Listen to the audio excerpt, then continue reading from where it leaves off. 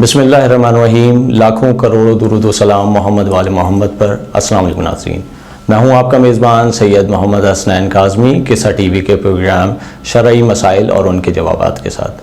ہمارے ساتھ اسٹوڈیو میں موجود ہیں مولانا وسیع حیدر صاحب، جن سے ہم سوالات کریں گے شرعی مسائل کے اوپر۔ مولانا صاحب یہ فرمائیے گا کہ اگر کوئی شخص جان کنی کی حالت میں ہو تو اس کے ساتھ کون سے کام ہیں جو سر انجام دینے چاہیے؟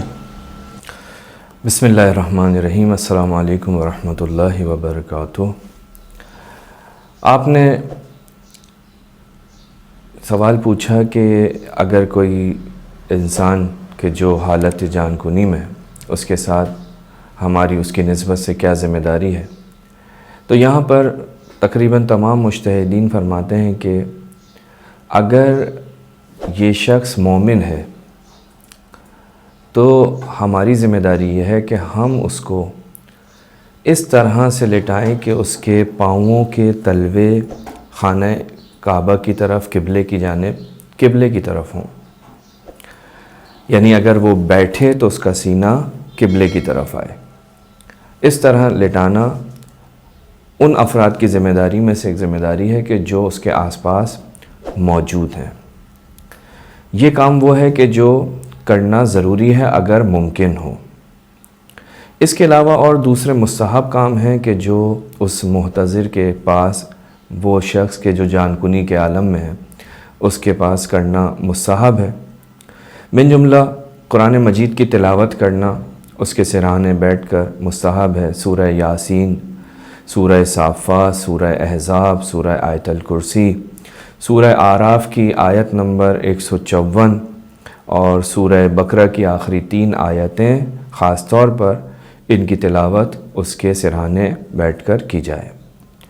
اس کو تنہا نہ چھوڑا جائے، مکروہ ہے۔ اور اسی طرح سے نجاست کی حالت میں وہ افراد جن کے اوپر غسل واجب ہے، غسل جنابت، غسل حیض، نفاس، ان لوگوں کا اس کے پاس موجود ہونا مکروہ ہے۔ اور اسی طرح سے بہت سے احکامات مفصل کتابوں کے اندر ذکر ہوئے ہیں۔ مولانا صاحب یہ فرمائیے گا کہ اگر کوئی شخص ٹھنڈا ہو چکا ہو اور اس کو غسل نہ دیا گیا ہو ابھی، تو اگر اس کو مس کیا جائے تو کیا اس پہ انسان پہ غسل مس میت واجب ہو جاتا ہے؟ جی، اگر کوئی شخص جو کہ اس دنیا سے چلا گیا، اب اس کو چھونے کا حکم کیا ہے؟ یہاں پر 2 صورتیں بنتی ہیں۔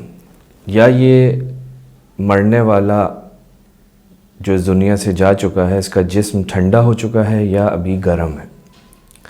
اگر اس کا جسم ٹھنڈا ہو چکا ہے تو اس کو مس کرنے سے، اس کو چھونے سے، اس چھونے والے کے اوپر غسل مس میت واجب ہو جائے گا۔ اور اگر اس کا جسم گرم ہے تو ایسی صورت میں اگر یہ اس کو مس کرے گا، اس کو چھوئے گا، تو اس کے اوپر غسل واجب نہیں ہوگا۔ یہ فرمائیں کہ اگر 3 غسل دیے جا چکے ہوں میت کو تو بھی غسل مس میت واجب ہوگا؟ جی ہاں، اس صورت میں کہ جب اس کو مکمل 3 غسل دیے جا چکے ہیں تو ایسی صورت میں مس کرنے والے پر غسل مس میت واجب نہیں ہوتا۔ لیکن اگر 3 سے کم 2 غسل دیے ہیں، اس صورت میں اگر یہ مس کرے گا تو اس کے اوپر غسل مس میت واجب ہو جائے گا۔ قبلہ یہ فرمائیے گا کہ اگر میت سے اگر بال ٹچ ہو جائیں تو بھی غسل مس میت انسان پہ واجب ہے؟ جی، اس کے بارے میں فقہا فرماتے ہیں کہ اگر میت کے بال زندہ انسان کے یا زندہ انسان کے بال اس میت کے کہ جس کا جسم ٹھنڈا ہو چکا ہے، اگر بال مس ہو جائیں، بال ٹکرا جائیں، تو ایسی صورت میں غسل مس میت واجب نہیں ہوتا۔ مولانا صاحب یہ فرمائیے گا کہ اگر میت کا کچھ حصہ گرم اور کچھ حصہ ٹھنڈا ہو تو کیا غسل مس میت پھر بھی واجب ہوگا؟ جی، ہم نے ابھی آپ نے سوال پوچھا تھا کہ اس میں ہم نے آپ کی خدمت میں عرض کیا کہ اگر میت کا جسم گرم ہو تو غسل واجب نہیں ہوتا، ٹھنڈا ہو جائے تو اس کو چھونے سے، اس کو مس کرنے والے پر غسل مس میت واجب ہو جاتا ہے۔ لیکن اگر کچھ حصہ گرم ہو، کچھ حصہ ٹھنڈا ہو تو اس صورت میں اس کو چھونے سے غسل واجب نہیں ہوتا۔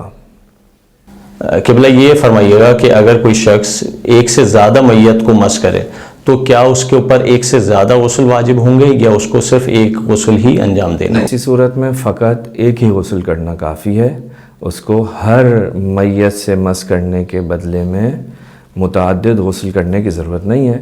چند میتوں کو اس نے مس کیا، بعد میں صرف ایک مرتبہ غسل مس میت انجام دے، کافی ہے۔ اگر کسی شخص کے اوپر غسل مس میت واجب ہو تو وہ کون سے کام ہے جو کہ وہ سر انجام نہیں دے سکتا؟ دیکھیں، آپ نے فرمایا کہ جس شخص پہ غسل مس میت واجب ہے وہ کیا کام انجام نہیں دے سکتا، تو اس کا سیدھا سا ایک اگر ہم قاعدہ بیان کرنا چاہیں تو وہ یہ ہو سکتا ہے کہ ہر وہ کام جس کے لیے طہارت شرط ہے، جس کے لیے وضو شرط ہے، جس کو انجام دینے کے لیے، ان امور کو یہ شخص انجام نہیں دے سکتا۔ مثلا نماز کے لیے وضو کرنا ضروری ہے، لہٰذا یہ نماز نہیں پڑھ سکتا، لیکن قرآن مجید کی تلاوت کر سکتا ہے اور اس کے علاوہ مسجد کے اندر جا سکتا ہے، اور وہ دوسرے کام کہ جن کے لیے وضو کرنا ضروری نہیں ہے ان تمام کاموں کو انجام دے سکتا ہے۔ بہت شکریہ مولانا صاحب، آپ نے ہمارے تمام سوالات کے جواب دیے۔ امید ہے ناظرین آپ کو پروگرام پسند آیا ہوگا۔ اگر آپ کے اس سلسلے میں کوئی بھی سوالات ہوں تو دیے گئے واٹس ایپ نمبر پر میسج کریں، ہم کوشش کریں گے کہ آنے والے تمام پروگرامز میں ان کو شامل کر سکیں۔